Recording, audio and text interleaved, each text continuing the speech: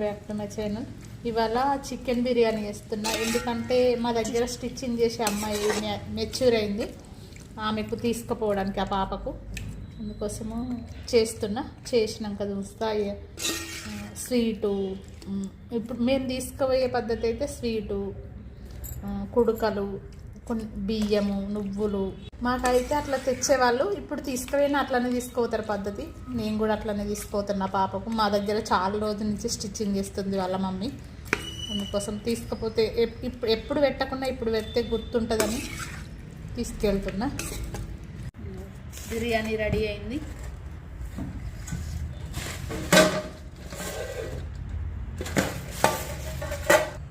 Smell super వస్తుంది.